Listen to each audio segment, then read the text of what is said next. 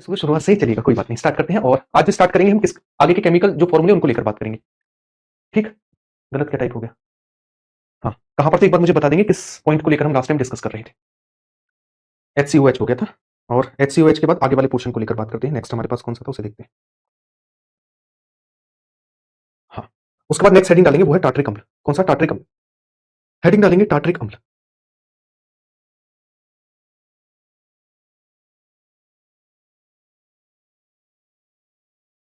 Tartaric अम्ल है ना? टार्ट्रिक अम्ल। टार्ट्रिक अम्ल। टार्ट्रिक अम्ल को लेकर बात करें तो सबसे पहली चीज, टार्ट्रिक अम्ल जो हमारा किसमें पाया जाता है? टार्ट्रिक अम्ल का यूज किया जाता है बेकिंग सोडा बनाने में। आपने घर में देखा होगा, जब जब किसी त्योहार का टाइम होता है तो हम क्या बनाते हैं? ठीक। हम क्या बनाते हैं? हम समोसे वगैरह बनाते हैं, रसगुल्ले वगैरह बनाते हैं, तो उसमें बेकिंग सोडा का यूज करते हैं। किसका बेकिंग सोडा का यूज करते हैं? NaHCO3 का यूज करते हैं। वो बेकिंग सोडा जो है वो टार्ट्रिक अम्ल के थ्रू ही बनाया जाता है। इसके अलावा इमली और अंगूर में भी क्या होता है? टार्ट्रिक अम्ल होता है। इमली और अंगूर में भी क्या होता है? टार्ट्रिक अम्ल होता है। तो एक बार पॉइंट बनाकर लिखेंगे, इसका यूज इसका यूज बेकिंग सोडा बनाने में किया जाता है। बेकिंग सोडा यानी खाने का सोडा। खाने का सोडा भी से बोला जाता है, खाने का सोडा। और खाने का सोडा क्या होता है? Soda NaHCO3। NaHCO3 यानी बनाने में किया जाता है। बनाने में किया जाता है। ठीक है। इसके अलावा आप नेक्स्ट इसका नाम लिखेंगे, इसका नाम है sodium bicarbonate. Sodium bicarbonate. Bicarbonate. Sodium bicarbonate इसका नाम है। इसके अलावा नेक्स्ट पॉइंट बना के लिखेंगे, यह है इमली और अंगूर में पाया जाता है। इमली व अंगूर में पाया जाता है। अंगूर में पाया जाता है। ठीक है। यहां तक दिक्कत है तो एक बार पूछिएगा। केवल 2-3 पॉइंट आपको याद रखने, यहां से देखिए क्वेश्चन के तरीके क्या बनेंगे। हाँ, ठीक।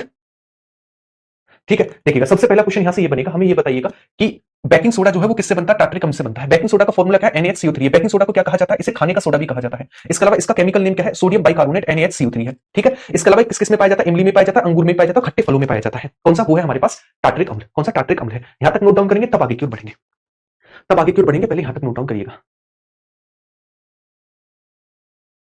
ठीक है। टार्ट्रिक अम्ल। नेक्स्ट नेक्स्ट ना, नोट डाउन करेंगे तब आगे। क्या क्वेश्चन प्रैक्टिस भी करनी है, टाइम वैसे भी ज्यादा हो चुका है, तो थोड़ा सा हम तेजी से चलेंगे ना। थोड़ा तेजी से चलना पड़ेगा क्योंकि अभी हमें क्वेश्चन प्रैक्टिस भी करनी है।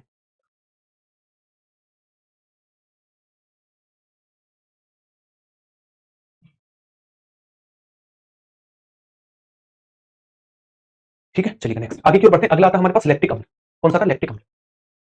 लैक्टिक अम्ल। अगर लैक्टिक अम्ल को लेकर बात करें तो सबसे पहली चीज, लैक्टिक अम्ल जो है किसमें पाया जाता है? कोई बता सकता है किसमें पाया जाता है लैक्टिक अम्ल? तो आप कहेंगे दूध, खट्टा दूध और दही दोनों में लैक्टिक अम्ल पाया जाता है। खट्टा दूध और दही दोनों में लैक्टिक अम्ल पाया जाता है। देखिएगा जब हम ज्यादा कसरत करते हैं या ज्यादा रनिंग करते हैं, देखिएगा हम नॉर्मल टाइम काट रहे हैं, उसमें हमारे दर्द नहीं हो रहा पैरों में, है ना? ऑफिस आ रहे हैं, जा रहे हैं, आप पढ़ रहे हो, नहीं हो रहा। लेकिन आप डेली से ज्यादा एक्सरसाइज करोगे तो आपकी बॉडी में पेन होगा, दर्द होगा, एक जलन सी होगी हड्डियों में। वो किसके कारण होती है? वो होती है लैक्टिक अम्ल के जमा होने के कारण। आपकी लैक्टिक अम्ल कैसे जमा हुआ? लैक्टिक अम्ल वास्तव में ग्लूकोज का आंशिक दहन है। यानी जब पूरा दहन नहीं होता ना ग्लूकोज, मतलब ग्लूकोज की कमी होती है, तब लैक्टिक अम्ल बनना स्टार्ट हो जाता है ना? मान लीजिए हम नॉर्मल एक्सरसाइज कर रहे हैं, नॉर्मल एक्सरसाइज से जब ज्यादा करने लगते हैं तो हमें एनर्जी की ज्यादा जरूरत होती है, लेकिन ग्लूकोज तो लिमिटेड हम ले रहे हैं, है ना? डेली रूटीन से ज्यादा नहीं ले रहे हैं, तो उससे क्या होगा? उससे हमारे शरीर में हड्डियों पर लैक्टिक अम्ल इकट्ठा होना स्टार्ट हो जाएगा। जब लैक्टिक अम्ल इकट्ठा होना स्टार्ट हो जाएगा तो इससे पेन होगा। तो आपसे पूछता है ज्यादा एक्सरसाइज करने से, है ना, ज्यादा दौड़ने से हमारी बॉडी में एक पेन होता है, वो किस अम्ल के इकट्ठा होने के कारण होता है? वो है लैक्टिक अम्ल, है ना? क्या है? लैक्टिक अम्ल है। ठीक। तो एक बार पॉइंट बनाकर इस चीज को लिखेंगे, आप लिखेंगे खट्टे दूध व दही में लैक्टिक अम्ल पाया जाता है। लैक्टिक अम्ल पाया जाता है। अम्ल पाया जाता है। इसके अलावा आप पॉइंट बनाकर नेक्स्ट लिखेंगे, क्या आप लिखेंगे? ज्यादा एक्सरसाइज करने से एक्सरसाइज करने से हमारी हमारी मांसपेशियों में लैक्टिक अम्ल जमा होने के कारण लैक्टिक अम्ल जमा होने के कारण पेन होने लगता है। पेन होने लगता है। क्या होने लगता है? पेन होने लगता है। क्लियर है? पेन होने लगता है। ठीक। क्या होने लगता है? पेन होने लगता है हमारी बॉडी में जब हम ज्यादा लैक्टिक अम्ल, मतलब ज्यादा एक्सरसाइज वगैरह करते हैं, तब लैक्टिक अम्ल होने लगता है। ठीक है, नोट डाउन करेंगे तब आगे की ओर बढ़ेंगे आराम से, है ना? आराम से आराम से चलिए, क्वेश्चन कल हो जाएंगे, कोई दिक्कत नहीं है। पहले अच्छे से चैप्टर खत्म करेंगे, आराम आराम से ही चलेंगे।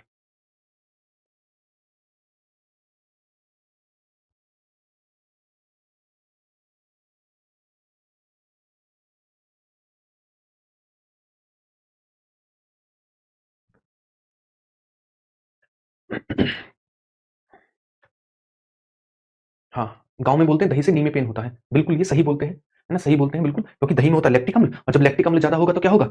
मांसपेशियों में इकट्ठा होगा, तो उससे हमारे पेन होगा। इसलिए रनिंग करने वाले लोगों को दूध पीना चाहिए, दही नहीं, है ना? दूध पीना चाहिए, दही नहीं। चलिए नेक्स्ट आगे की ओर बढ़ते हैं। अगला, अगला था हमारे पास बोरिक अम्ल, है ना? सिंपल सा एक बस एक इसमें लाइन है, बोरिक अम्ल। बोरिक अम्ल क्या होता है इसका फॉर्मूला H3PO4। फॉर्मूला क्या होता है इसका H3PO4। फॉर्मूला है इसका H3PO4 और इसका यूज किया जाता है पाउडर बनाने में। आप लिखिए इसका यूज, ठंडा ठंडा कूल कूल, इसका यूज पाउडर बनाने में, पाउडर बनाने में किया जाता है, बनाने में किया जाता है। इसका वो है बोरिक अम्ल। किसका यूज किया जाता है? बोरिक अम्ल का यूज किया जाता है पाउडर बनाने, पाउडर बनाने में बोरिक अम्ल का यूज किया जाता है।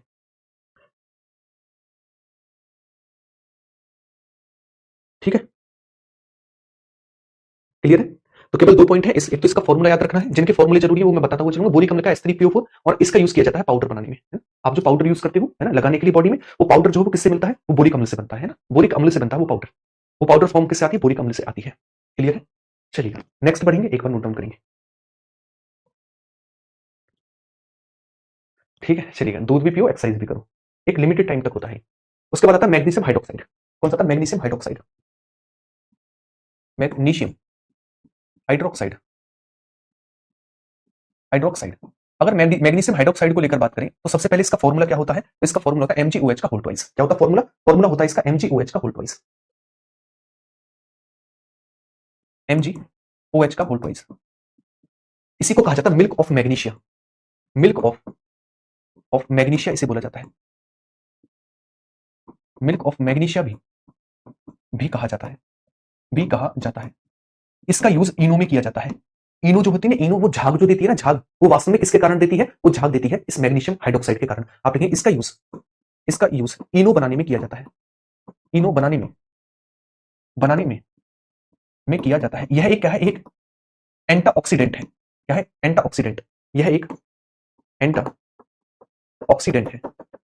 ऑक्सीडेंट है। एंटाऑक्सीडेंट का क्या मतलब है? मान लीजिए हमारे पेट में अम्ल ज्यादा हो रहा है ना, अम्ल ज्यादा हो रहा है, चाय पी रहे हैं, एसिडिटी हो रही है ना, तो उस एसिडिटी को खत्म करने का काम करती है मिल्क ऑफ मैग्नीशिया, यानी मैग्नीशियम हाइड्रोक्साइड। डायरेक्ट मत ले लेना इसे, है ना, डायरेक्ट मत लेना, डायरेक्ट लेने के लिए नहीं होती है, तो उसे बोलते हैं एंटाऑक्सीडेंट, है ना। एंटाऑक्सीडेंट का काम करता है, एसिडिटी को खत्म करने का काम करता है मिल्क ऑफ मैग्नीशिया। काम करता है मिल्क ऑफ मैग्नीशिया करता है। तो मिल्क ऑफ मैग्नीशिया को लेकर 3 पॉइंट बनेंगे। सबसे पहले इसका फॉर्मूला MgOH का होल ट्वाइस होता है ना। इसी को कहा जाता है मिल्क ऑफ मैग्नीशिया, यानी मैग्नीशियम हाइड्रोक्साइड भी बोला जाता है ना, मैग्नीशियम हाइड्रोक्साइड भी इसे बोला जाता है। इसका यूज इनो बनाने में किया जाता है और ये एंटाऑक्सीडेंट का काम करता है ना, एंटाऑक्सीडेंट का काम करता है। कौन सा हमारे पास? वो है मैग्नीशियम हाइड्रोक्साइड।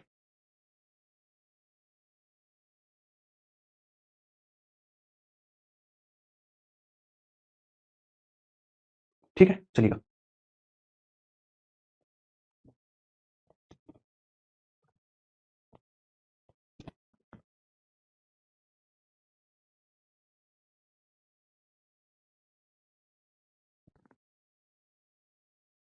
बढ़े आगे की ओर।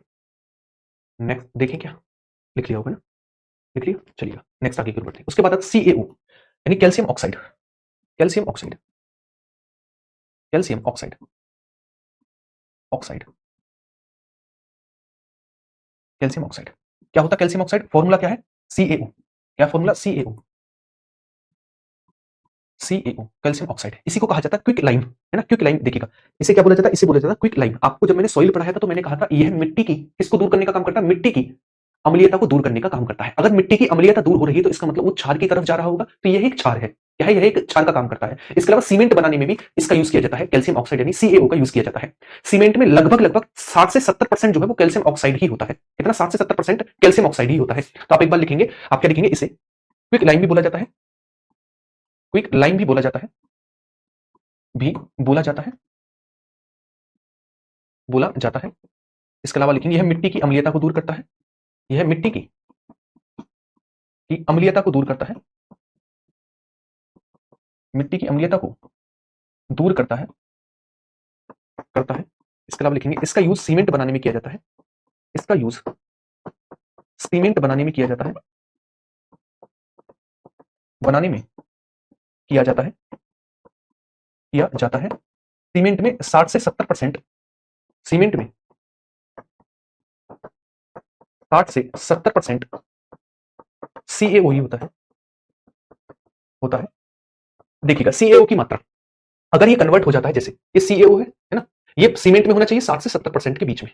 कितना होना चाहिए? 60 से 70% के बीच में होना चाहिए सीमेंट में। अगर इसकी मात्रा अगर अगर अगर इसकी मात्रा 70 से ज्यादा है, 70 प्लस है, तो सीमेंट में दरारें पड़ जाएंगी। सीमेंट में दरारें सीमेंट में दरारें पड़ जाएंगी। ठीक है, अगर इसकी मात्रा 60 से कम है, 60 से कम है, तो सीमेंट अच्छे से जमेगा नहीं, अच्छे से जमेगा नहीं, जमेगा नहीं। क्लियर है? तो ये भी आप याद रखेंगे, ये पॉइंट भी है ना। क्या पॉइंट याद रखेंगे? आप याद रखेंगे कि आप क्या याद रखेंगे? आप याद रखेंगे सबसे पहला पॉइंट इसका फॉर्मूला। आप इसका फॉर्मूला होता है CaO, जिसे कहा जाता है कैल्शियम ऑक्साइड। इसके अलावा इसे क्विक लाइम के रूप में भी जाना जाता है। इसके अलावा ये मिट्टी की अम्लीयता को दूर करने में काम आता है। एसिडिसिटी, जो एसिड नेचर होता है, उसको कम करने में काम आता है। इसका यूज सीमेंट बनाने में किया जाता है। सीमेंट में लगभग 60 से 70% CaO ही होता है। अगर CaO की मात्रा 60 से 70% होगी तो सीमेंट बढ़िया बनेगा। अगर 70 से ज्यादा जा रही है तो सीमेंट में दरारें पड़ जाएंगी, अच्छे से जमेगा नहीं, मतलब दरारें पड़ जाएंगी, फट जाएगा। आपने देखा होगा कई बार सीमेंट फट सा जाता है प्लास्टर करने के बाद, इसका मतलब उसमें CaO की मात्रा ज्यादा है। इसके अलावा अगर 60 से कम जा रही है CaO की मात्रा, तो वो अच्छे से जमेगा नहीं, मतलब ईंटों को अच्छे से पकड़ेगा नहीं, है ना। ईंटें आसानी से छूट जाती हैं, आपने देखा होगा। वो CaO की मात्रा जब कम होती है, जब होता है। और आपने देखा होगा लेंटर फट गया है ना, दरारें पड़ गई दीवार में, वो जब CaO की मात्रा ज्यादा होती है तब ये काम होता है, तब ये काम होता है। ठीक है, यहां तक नोट डाउन करेंगे, तब आगे की ओर हम बढ़ेंगे।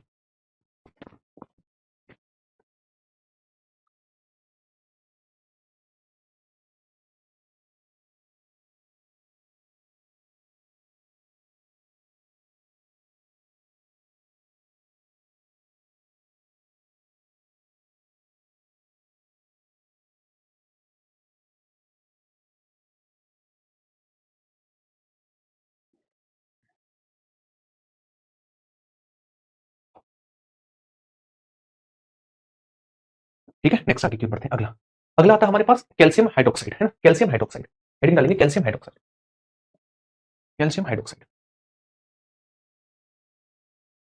Hydroxide, calcium hydroxide.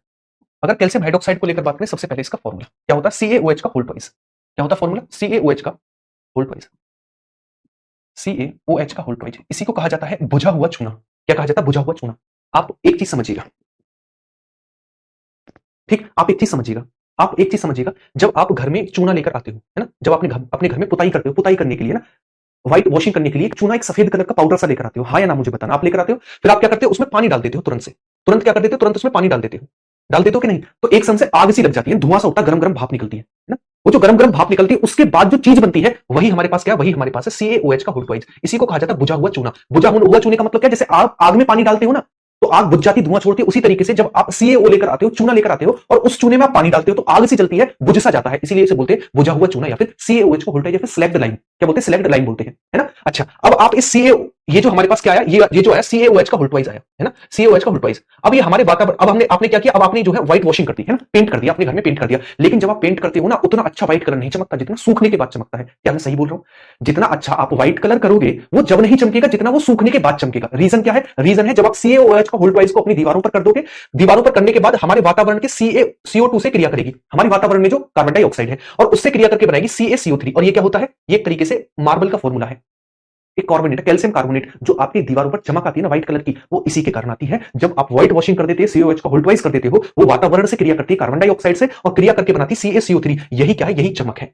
यही दीवारों पर क्या है? यही दीवारों पर चमक है, जो व्हाइट वॉशिंग के बाद चमकती है। व्हाइट वॉशिंग के बाद चमकती है, ये वही चमक है। ठीक है, क्लियर है? एक बार इस चीज को आप नोट डाउन करेंगे। आप सबसे पहले पॉइंट बनाकर लिखेंगे, क्या आप लिखेंगे? फॉर्मूला हो गया, आप लिखेंगे इसे बुझा हुआ चूना, बुझा हुआ चूना, या चूने का पानी, चूने का पानी, या स्लैग्ड लाइम भी बोलते हैं, या स्लैग्ड लाइम भी बोलते हैं, स्लैग्ड लाइम भी बोलते हैं, स्लैग्ड लाइम भी बोलते हैं। क्लियर है? इसके अलावा आप लिखेंगे, आप क्या लिखेंगे? आप लिखेंगे दीवारों पर, दीवारों पर सफेदी करने के बाद, सफेदी करने के बाद चमक, चमक आती है, क्योंकि क्योंकि यह यह CO2 से क्रिया करके, CO2 से क्रिया करके CaCO3 बनाता है, CaCO3 बनाता है। यही वो चमक होती है, यही वो चमक होती है, चमक होती है। क्लियर है यहां तक की चीजें? हाँ या ना में मुझे एक बात बताएंगे।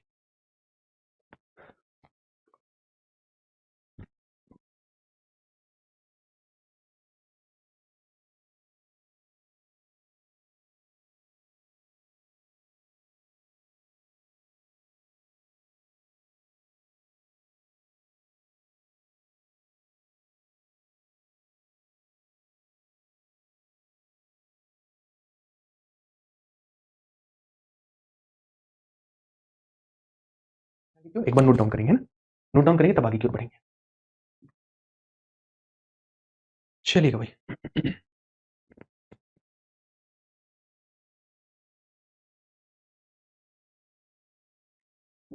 बढ़ते हैं नेक्स्ट। उसके बाद आता है हमारे पास NaCl, नमक, है ना। इसमें कोई बड़ी बात नहीं है। NaCl, NaCl इसे कहा जाता है, सबसे पहले NaCl लिखेंगे और आप इसका नाम लिखेंगे सोडियम क्लोराइड। क्या है? सोडियम क्लोराइड है। और इसी को कहा जाता है टेबल सॉल्ट। क्या बोला जाता है? टेबल सॉल्ट भी बोला जाता है। आप लिखेंगे इसका नाम, इसका chemical name, chemical name sodium chloride है। क्या है? सोडियम क्लोराइड है, क्लोराइड है। आप लिखेंगे इसे ही टेबल सॉल्ट बोला जाता है। इसे ही, इसे ही क्या बोला जाता है? इसे ही टेबल सॉल्ट बोला जाता है। टेबल सॉल्ट बोला जाता है। क्या बोला जाता है? इसे ही टेबल सॉल्ट के रूप में भी जाना जाता है। ठीक है। इसके अलावा हम नेक्स्ट बात करें, एक वर्ड आता है ब्राइन सॉल्यूशन ना। ब्राइन सॉल्यूशन क्या होता है? Brine solution, brine solution, solution क्या होता है? क्या होता है ब्राइन सॉल्यूशन? अगर ब्राइन सॉल्यूशन को लेकर बात करें, ये मिक्सचर होता है NaCl और H2O, यानी सोडियम क्लोराइड और जल के सॉल्यूशन को ही बोला जाता है ब्राइन सॉल्यूशन। आप लिखेंगे NaCl व H2O के सॉल्यूशन को ब्राइन सॉल्यूशन बोला जाता है। ब्राइन सॉल्यूशन, सॉल्यूशन बोला जाता है, बोला जाता है। क्लियर है? यहां तक की चीजों को एक बार नोट डाउन करेंगे। ये NaCl को लेकर 2-3 चीजें हैं बस, बहुत बड़ी चीजें नहीं। सबसे पहला आप सभी को पता है टेबल सॉल्ट क्यों बोला जाता है? क्योंकि हम डेली यूज में इसका यूज करते हैं खाने के लिए, NaCl का। तो टेबल पर रखकर खाना खाते हैं, इसीलिए इसे बोला गया टेबल सॉल्ट, क्योंकि टेबल पर रखा रहता है सारे दिन, है ना। टेबल सॉल्ट बोला जाता है। इसके अलावा इसी का केमिकल नेम है सोडियम क्लोराइड। क्या है? सोडियम क्लोराइड इसका फॉर्मूला है। इसके अलावा आपसे पूछता है ब्राइन सॉल्यूशन क्या होता है, तो ब्राइन सॉल्यूशन होता है NaCl और H2O का जो सॉल्यूशन कहलाता है वही ब्राइन सॉल्यूशन होता है ना। क्या कहलाता है? ब्राइन सॉल्यूशन कहलाता है। यहां तक नोट डाउन करेंगे तब हम आगे की ओर बढ़ेंगे, है ना। यहां तक नोट डाउन करेंगे फिर आगे की ओर बढ़ेंगे। पहले यहां तक की चीजों को नोट डाउन करिएगा, यहां तक की चीजों को नोट डाउन करिएगा।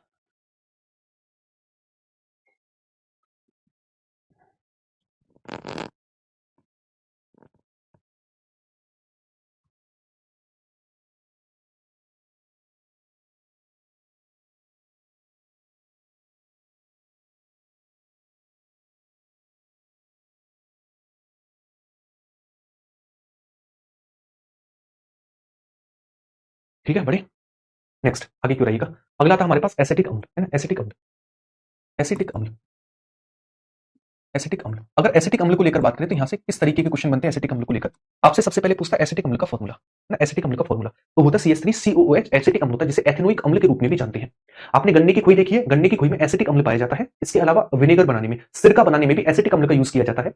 सिरका वास्तव में 2 पार्ट से मिलकर बना हुआ होता है, जल और एसिटिक अम्ल। जल की मात्रा लगभग 95% होती है और लगभग लगभग 5% हमारे पास एसिटिक अम्ल होता है। उसी से मिलकर बनता है विनेगर, यानी सिरका बनता है।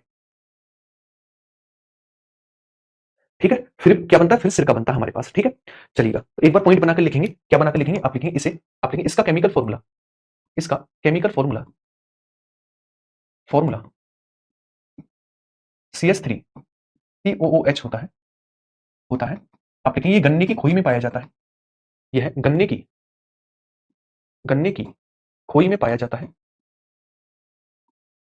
खोई में पाया जाता है। इसके अलावा नेक्स्ट बना के देखेंगे, इसका यूज सिरका बनाने में किया जाता है। इसका यूज सिरका बनाने में किया जाता है, सिरका बनाने में, बनाने में किया जाता है, किया जाता है। बेसिकली सिरका जो है 2 पार्ट से मिलकर बना हुआ होता है। एक पार्ट होता है हमारे पास सिरका में जल, और एक होता है CH3COOH। एक होता है जल और एक होता है CH3COOH। ये जो CH3COH होता है ये लगभग लगभग 5% होता है। जल लगभग लगभग, वाटर हमारे पास 95% होता है। तब हमारे पास सिरका बनकर तैयार होता है ना। हाँ, सिरके से महक बहुत तगड़ी आती है, खाने में कैसे लगे लेकिन उसकी स्मेल बहुत प्यारी है। चलिए यहां तक नोट डाउन करेंगे तब आगे की ओर बढ़ेंगे। तो यहां से आपको केवल क्या याद रखना सिरके को लेकर? सिरका आप लिखेंगे इसका केमिकल फॉर्मूला था CH3COOH। इसके अलावा ये कहां पर पाया जाता है? ये गन्ने की खोई में पाया जाता है। गन्ने की खोई में ये पाया जाता है। इसका यूज सिरका बनाने में किया जाता है और सिरका 2 पार्ट से मिलकर बना हुआ होता है। एक होता है वाटर लगभग 95% और एक होता है CH3COOH लगभग लगभग हमारे पास 5%। लगभग लगभग कितना? लगभग लगभग 5% इसमें CH3COOH होता है। क्लियर है? नेक्स्ट आगे की ओर बढ़ेंगे। यहां तक की चीजों को नोट डाउन करिएगा।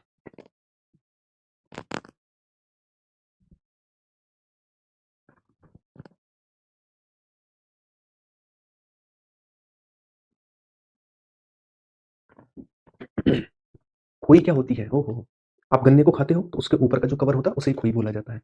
ठीक है, गन्ने का जूस तो पिया ही होगा। गन्ने का जूस तो पिया ही होगा, तो गन्ने का जूस आप पी लेते हो, वो जो पीछे की तरफ फेंकता है ना, वही खोई होता है, उसमें हमारे पास एसिटिक अम्ल होता है, CH3COOH होता है। ठीक है, चलिएगा नेक्स्ट। हाँ, गांव वाले बच्चों को तो सब पता होता है, गांव वाले बच्चों को शहर का भी पता है, गांव का भी पता है। ठीक है, जितना टाइम बेटा मैं नोट करने के लिए देता हूँ ना, उतने में मैं एक और सिलेबस करा दूंगा, और मेरे बराबर कोई टीचर टाइम भी नहीं देता होगा नोट करने का। स्पेशली टाइम देता हूँ नोट करने का, लिखने के बाद स्पेशली टाइम हर एक वर्ड के लिए। तो ये मत बोला करो लिखने का टाइम कम मिलता है, इतना लिखने का टाइम लोगे तो बेटा एग्जाम कैसे निकालोगे, ये बता दो बस एक बात।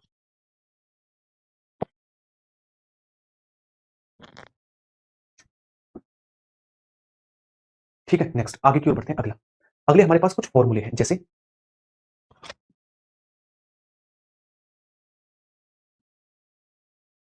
ZnSO4 into 7s2 CuSO4 into 5s2, इसके अलावा NaNO3 NaNO3, इसके अलावा C6H5 COONA COONA। ये कुछ फेमस फॉर्मूले हैं जो आपको याद रखने हैं। जैसे जैसे इसे कहा जाता है हरा थोता, थोता। ठीक है, इसे कहा जाता है नील सफेद थोता, सफेद थोता। इसे बोला जाता है नीला थोता, नीला थोता। इनके केमिकल नेम है। ठीक है, इसे बोला जाता है Chile saltpetre, Chile saltpetre, saltpetre, Chile saltpetre. इसको बोला जाता है sodium benzoate, sodium benzoate, benzoate. ये जो सोडियम बेंजोएट है, इसका यूज अचार को सुरक्षित रखने में किया जाता है, अचार को संरक्षित रखने में, है ना, रक्षित रखने में, संरक्षित रखने में इसका यूज किया जाता है, रखने में इसका यूज किया जाता है, जिसका नाम है सोडियम बेंजोएट। ठीक है, सोडियम बेंजोएट है, क्या है, सोडियम बेंजोएट है। आप यहां से याद रखिए, थोता एक तरीके से कलर के लिए बोलते हैं, कलर मतलब इसका जो कलर होगा उसके लिए यूज होता है थोता, मतलब ये कलर देगा, हरे कलर का होगा, है ना। ये जो होगा जिंक सल्फेट ये सफेद कलर का होगा, इसलिए इसे सफेद थोता बोला है। CuSO4 5s2 नीला थोता बोला जाता है, यानी नीले कलर का काम करता है। तो सबसे पहला आता है FeSO4 इंटू 7s2 हरा थोता। आपसे पूछेगा हरे थोते का फॉर्मूला क्या होता है। सेकंड आता है हमारे पास सफेद थोता, इसका क्या होता है ZnSO4 इंटू 7s2। इसके अलावा थर्ड आता है copper sulphate CuSO4 into 5s2, इसको नीला थोता बोला जाता है। NaNO3 को बोला जाता है चिली साल्ट पीटर, और सोडियम बेंजोएट जो होता है C6H5 COONA, और इसका यूज किया जाता है अचार को संरक्षित रखने में। आपने देखा होगा मम्मी कहती है भैया एक अचार वाला पाउडर लिया, अचार वाला पाउडर लिया, वो अचार वाला जो पाउडर है ना सफेद कलर का जो मम्मी डालती है और अचार खराब नहीं होता एक एक दो दो साल, वो सोडियम बेंजोएट ही होता है। क्या होता है, सोडियम बेंजोएट केमिकल होता है, वो अचार को सड़ने से बचाता है। क्या करता है, अचार को सड़ने से बचाने का काम करता है सोडियम बेंजोएट। क्या करता है, सोडियम बेंजोएट करता है। क्लियर है यहां तक की चीजें। एक बार मुझे फटाफट से आप बता देंगे, तब मैं आगे की ओर बढ़ूंगा, जब आप कह दोगे यहां तक हमें किसी तरीके की कोई परेशानी और दिक्कत नहीं है।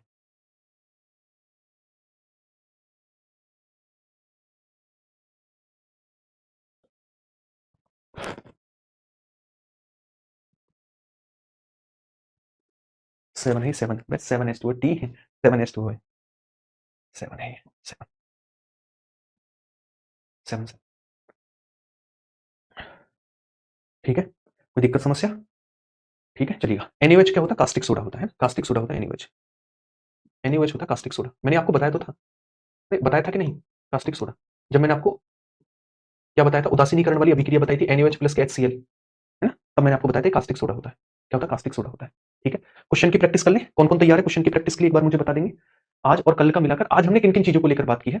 आज हमने बेसिकली बात की है, सबसे पहला हमने आज टार्ट्रिक अम्ल को पढ़ा है, लैक्टिक अम्ल को पढ़ा है, बोरिक अम्ल को पढ़ा है, मैग्नीशियम हाइड्रोक्साइड को पढ़ा है, कैल्शियम ऑक्साइड को पढ़ा है, कैल्शियम हाइड्रोक्साइड को पढ़ा है, NaCl को पढ़ा है, ब्राइन सॉल्यूशन को पढ़ा है, एसिटिक अम्ल को पढ़ा है, और कुछ फॉर्मूले देखे हैं। ये सारा का सारा पार्ट अब तक किसको लेकर था, अब तक हमारे पास अम्ल, क्षार और लवण को लेकर ये पार्ट था, जो पिछली 3 क्लास में हमने डिस्कस किया। ठीक है, तो एक बार मुझे बता देंगे क्वेश्चन के लिए आप तैयार हो, तो अब हम क्वेश्चन की प्रैक्टिस कर लेते हैं, जो हमारे एग्जाम में क्वेश्चन लास्ट टाइम पूछे गए हैं। एक बार देख लेते हैं कि कौन कौन से किस किस तरीके के एग्जाम में क्वेश्चन बने हैं। आज करें या कल करें, मुझे बता दो। एक बार कमेंट करके बता दो कितने बच्चे ऐसे हैं जो आज के लिए तैयार हैं, कितने जो है वो कल के लिए तैयार हैं, कल करने के लिए। वैसे आप टाइम हो चुका है तो कल करते हैं, मैं मानता हूं कल करते हैं। ठीक है, कल करते हैं क्वेश्चन प्रैक्टिस। ठीक है, कल कर लेते हैं, क्लियर।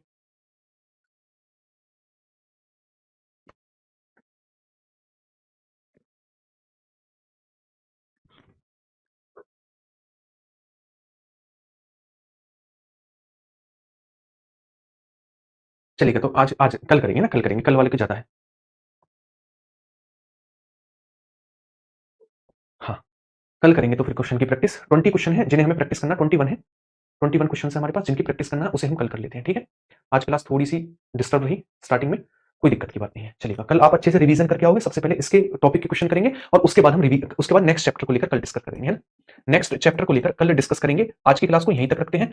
दिल मेरा भी दुखा है लेकिन टूटा तो नहीं है। चलिएगा, चलिएगा, नेक्स्ट चैप्टर को लेकर कल डिस्कस करेंगे। अरे कल कर लेंगे ना, अभी 20 क्वेश्चन में टाइम लगेगा, एक्सप्लेनेशन में भी, देखने में भी, है ना। टाइम बहुत ज्यादा हो जाएगा। कल आप रिवीजन भी करके आ जाओगे और कल हम अच्छे से प्रैक्टिस भी कर लेंगे। ठीक है, चलिए अब बताओ। अरे बच्चे बहुत बोल रहे हैं ना, कल कल कल, इस वजह से। और बताओ अच्छा, कौन कहाँ कहाँ से, ये बताओ चलो। नोट्स मैंने भिजवा तो दिए हैं, हैंडराइटिंग भी डल गया और अब तक की पीडीएफ भी डल गई है। कौन से नोट्स चाहिए? संध्या, कल कर लेना, कल कर लेंगे। कोई मैं कोई भाग थोड़ी नहीं गया, है ना?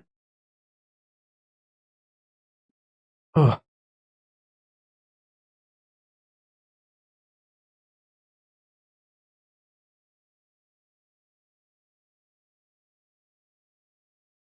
आपके दिल से कौन है बे? ये कौन है? मांझा मांझा, मथुरा, अलीगढ़, बिहार, पानीपत, फिरोजाबाद, राजस्थान, झारखंड, कालपी, पटना। ठीक ठाक जगह से, है ना। चलेगा, तो आज की क्लास में यहीं पर रखते हैं, बागपत। चलेगा, पहले हम बताओ कहाँ से है, क्यों बताना जरूरी है क्या? ठीक है, कल रिवीजन करके आओगे ना एक बार, हाँ बोल के जाओ, रिवीजन करके आएंगे। बहुत बड़ी बात है, 10 बजे आप पढ़ रहे हो जाड़े के समय में, है ना।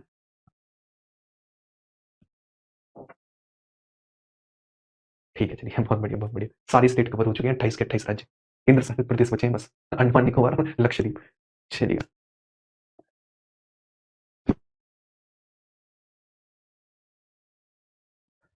ठीक है, तो है कल की क्लास में मिलेंगे और अच्छे से रिवीजन करके आएंगे।